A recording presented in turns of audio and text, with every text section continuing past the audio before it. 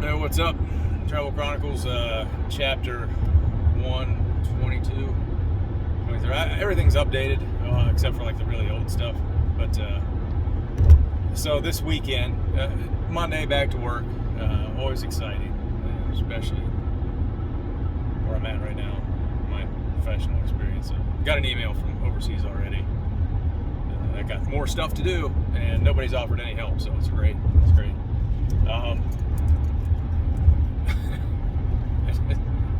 Like, I have a good weekend, and then I get so upset going in Monday morning. But that's not what I want to talk about today. Today is another race recap, and it's from the Debbie Green 5K. And it was a race I wasn't gonna run because I ran the Betty Zane race on Wednesday, and it was a hard race.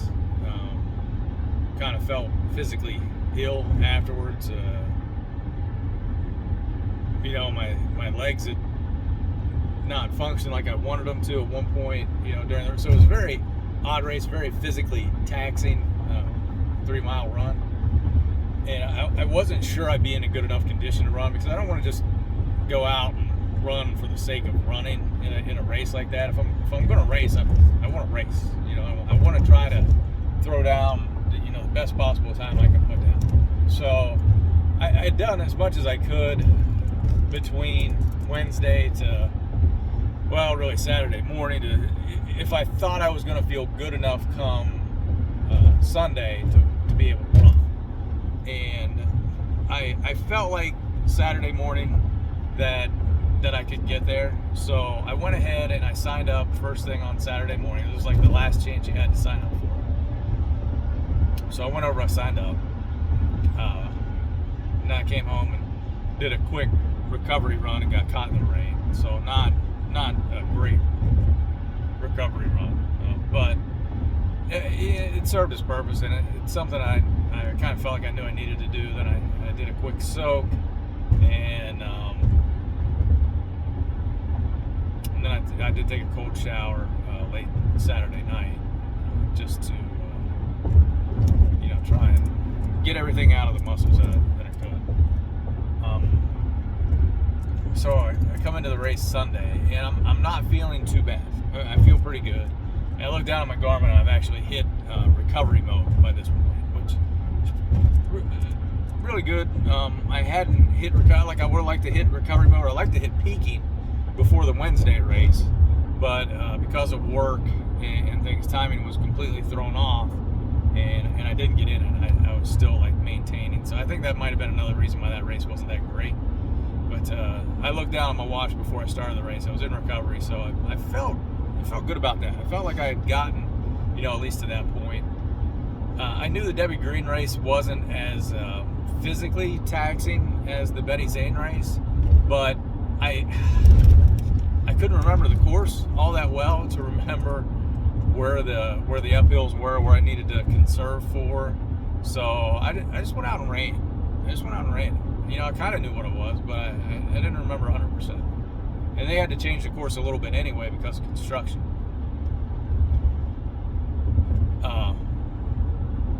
So one thing that was neat about the race, it's like 5-6 minutes until the start of the race, and then you just see everybody kind of gradually, just walk up to the start. I don't remember anybody saying anything, but everybody just kind of started moving up there. So move up to the start line, and I'm back a ways, maybe, I don't know, 15, 20 people deep, right? Way further back than I should have been. But I thought, the way they normally do it is really fast runners up front, then good runners, and then all the walkers are in the back. Well, I don't know if they made any announcement. If they did, I missed it. But there were walkers in front of me, because as soon as we take off, I see people walking, and I'm like, oh no. I was like, you gotta be kidding me. Like, get out of the way. So I'm trying to pass people right out of the gate. Literally right out of the gate. I'm running up on the sidewalk trying to get around people. And I'll finally clear people by the first turn, like the slow traffic. I'm around. then there's like a kind of a looping uphill, and I feel, I'm feeling pretty good in the race, and there's like a little bit of a downhill to start, so I've got a good downhill technique running in, come back up that uphill, and I get kind of pinched again because there's some girls running on the inside, some younger girls, and they're just not leaving any room, so I go up on the sidewalk again and get around them. Then come around the hill and back down to where the start line is. So you're about a mile into the race, and I thought it was like a mile and a half, but it's only a mile after I looked at it, and I was a little that caught me off guard a little bit because my estimation was off, because that means I still got 2 miles to run, and I'm coming back to that first mile, and I'm still feeling pretty good, and my watch gives me the update for the mile, and it says 7:48, and I'm like, wow, that's really fast. That is a really fast mile for me. And if you want to say, well, there's an uphill, there's downhills in it, but it's essentially, where that mile point is right where the start line is. So whatever you've gained, you've taken back out. So up to that point, the first mile was really good. It felt really good. And I'm like, all right, if I'm feeling good and I don't feel like I've overstressed myself, then it's like, let's go for it. Let's go to the next 2 miles. Let's push, where we can. And I, run out, and then there's another little uphill. Then it's kind of flat, and then there's another uphill, and I'm like, I don't remember all these uphills. I remember the one, and I thought that was it. But then there's another uphill that goes around the fish market, and then down to where the Lowe's is. So I ran all of that part. I think I might have taken a pause before that second uphill. But I've come to the conclusion now that I think the most efficient way to go on the uphills is straight. Like, however you get to that uphill part, you want to hit it straight. You don't want to come across it. You definitely don't want to extend your mileage or your distance trying to come across an uphill. So I went, I thought that like during the race, but I didn't really have it mapped out well where the turns are. I tried to cut everything as short as I could, just run a tactical race. So I get that uphill down to the Lowe's.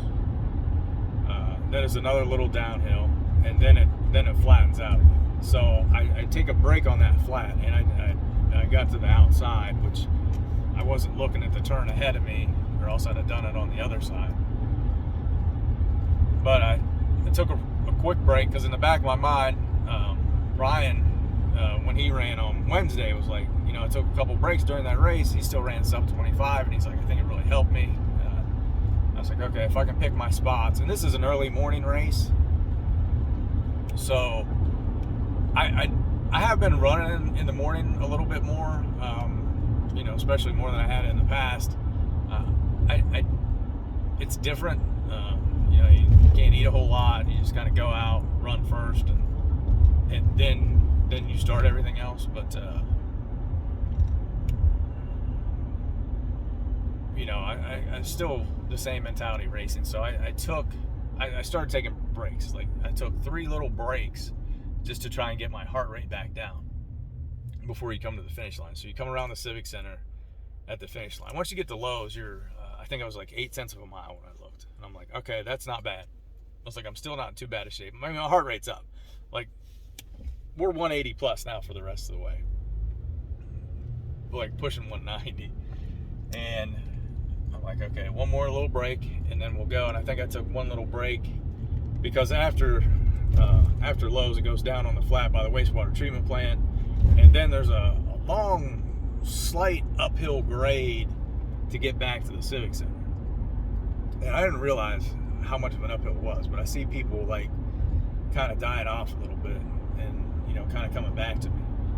And I get a good run on that hill, and I can't remember if I took another little break. I took another little break at some point because I took 3 of them. But when we hit the Civic Center parking lot, I'm in it now. I'm running, and then there's like a little S turn, where you go and you're in the last stretch where you can see the finish line. And I come around and I see the finish line, and I see 24 or something on the clock. I think it's like 24:30. Well, the finish line is a long way. It might have been like 24:50 because I think it took me about 40 seconds to run from wherever that turn was to where the timer was. So, and I look back at my watch. Well, I mean Garmin, however it records it, and I was running 6:30 pace for that last stretch after I seen the clock, and I seen 24 on there, and I was like, all right, I could get sub 25, and I was like, no way. And I started doing math in my mind. I was like, if this is 100 yards, I mean that's 10 seconds, but it's way more than that. I don't know if it's a quarter mile or what, but it's pretty far. So I kind of commit to running hard that last stretch, and I finished hard. So I was happy with that. And we get done, we're standing there, we're watching the end of the race, and it goes on, people that walk in and finish and stuff, and eventually look at Dina. I was like, all right, I'm gonna go take my stuff to the car, change, walk over there. And it's like, well, what do you want to do? And it's like, it's the last one. I was like, maybe I'll go back in, get something to eat real quick, and then we can leave. Because there's an awards thing, but I'm like, there's no way. The last time I ran like a 30:06, and it was like 4 or 5 years ago. But that time wasn't, good for anything. And if I look back, I was like, man, you got to get really low to get any type of award in this race because it is competitive. So we walk over to the Civic Center entrance, and we see one of the high school coaches. We start talking to him, and it's like, I felt pretty good. Like PR, it was a PR. 25:40 is what the official time was. And he goes, oh, well, let me see how you did. He's like, oh, you got second in your age group. And I was like, no way. I was so pumped. So I couldn't believe it. I thought there was no way I was gonna do well enough to get an individual award out of this. And but I ran the best that I'd ever run, and I pushed myself. And the course is, I don't want to say generous, but it's more forgiving than what the Betty Zane is. Betty Zane's got a couple of big hills in it, so it can be kind of brutal. But this race was, it was good. It was a good effort, and just a great result. I couldn't believe it, especially after Wednesday. I finished 5th in my age group. Of course, it's 40 to 49. This was 40 to 44, so it's shorter. But I couldn't have imagined it. And the crazy thing is, though, that where I finished, granted, I took off for that last, we'll call it a quarter mile. I don't know what it was, 200 meters maybe. But I took off for it, and I passed. I know one guy who was in front of me is in my age group. I beat him by 6 seconds. And then the next person was 20 seconds behind me. So I was 21 seconds essentially from not getting anything in that race. And that's just, that's how competitive that was. So, I mean, it's not like I just blew everybody out of the water. I mean, it was like, no, I kind of eked out second place, but, it's because I ran hard and, ran the best I'd ever run. And I'm not going to sit here and say I'm a great runner, but I think I am pretty good at recovery. To the point where I can give another good effort. That's 2 really good efforts in 5 days. And it was a humid race. It wasn't hot like Wednesday, but it was mid-70s probably by race time. I definitely felt it during the race, but I didn't feel near as bad afterwards, and the legs don't feel near as bad today. So pretty exciting. Pretty content with that effort. I feel much better now, having set a PR in a race this year, at least to keep that streak alive. Feels like work's paying off, technique's paying off, and it's such a slow grind to get to sub 25. Sub 25 is the goal. It's still the goal.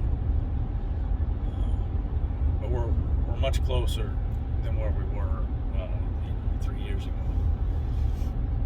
or even after that first race. And that first time I ran that race, that was I want to say I set the unofficial record for passing people because I started all the way in the back. Not great if you're trying to set a time goal, or you're trying to reach a time goal, but I was trying to set the record for pass. It was a Tony Stewart race, what I call it. Start in the back, try to pass as many people as possible, get the best finish. But I think I passed like 500 people. That counts walkers. I'm counting. There was walkers I think that finished in front of me, so I didn't get all of them. That's who walks that race. I mean, they're competitive, every level.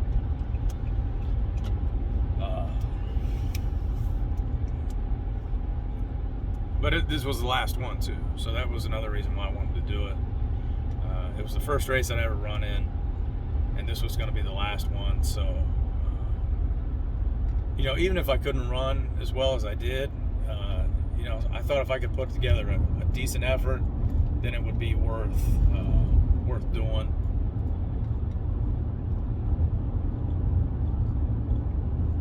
Because it was the last one, you wouldn't have that opportunity again. And sometimes when it's that, it's the last one, and even though, it's not ideal because I ran another race, and it's an early run, and I'm not good at early runs.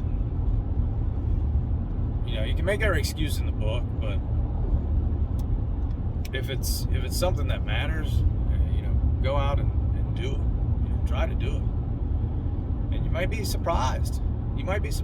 Things may just break right, and you may just be feeling good. But concentrate on the things you can concentrate on.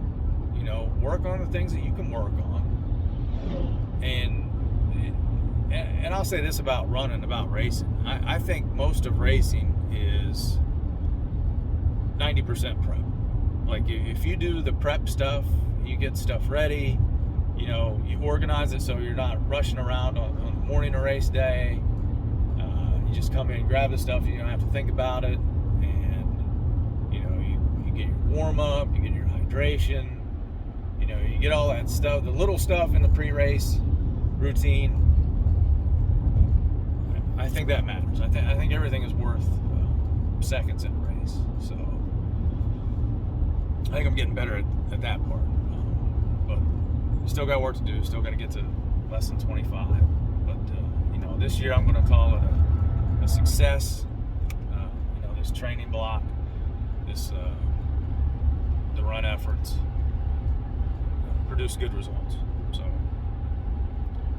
happy. And this race, it started out, Ron Green is the guy who runs it, as something that he could, and he talked a little bit after the race when they were doing the award stuff about why he did. It started because of his family. His sister tragically passed away at a young age due to childhood cancer. I think she may have had leukemia. I'm not 100% sure which one it was. I've seen the story a whole lot, but this was the first time where you get kind of a glimpse into why he was doing it. And he's like, he couldn't help her when he was younger, so let's run a race, raise some money, give it to some families that are going through a similar type thing. And he brought up 2 families that were going through it, and I know there's another family from Martins Ferry that had gone through something similar, and the kid was diagnosed with something, and I think during that race they had to actually pull him in a wagon to get across the finish line. This year he was able to run it. So it's those kinds of things, doing good for other people. It was a great thing about this race, especially the families that it was affecting, these kids that had cancer or some other young childhood disease, helping them out, bringing awareness kind of to the communities for them. And it's a race for a reason is kind of the little subtitle for it. And there is a reason. You're helping kids. And he started it because he wanted to help his family, but now he's leaving it because he wants to spend time with his family. Now he's got 2 boys that are, high school age. They're into a lot of stuff. I know that's very time consuming from my own personal experience. And, you don't want to do something and just kind of throw it together as half an effort. Ron's never come across that way to me. Like, he's a guy that does things, full bore. And, he wants to put 100% into whatever he's doing. And he wants to put 100% into his family right now, which I think is great. Because you don't have those opportunities for forever. And, being able to realize that, yes, this is a great race. This is a, fantastic event that a lot of people want to participate in. And he's done just a, great job promoting it. The committee that helps with it, they've done a great job as well. So, we'll make sure everybody gets their flowers. But, I understand his willingness to walk away from it as well, just so he can actually spend time with his family now. I think it's a great thing. So, props to him. Props to the Debbie Green committee. The race itself was a great event. Even if there's not a race in the future, maybe they can still do some fundraising for the kids, because I think there's going to be a legacy after this. I don't know what it'll be, but I think there will be some type of legacy of this race, of this event that comes out that's able to benefit these kids. Okay, well, that's all I got today. So good weekend overall. Heading back into work. All right, be careful, be COVID free. Later.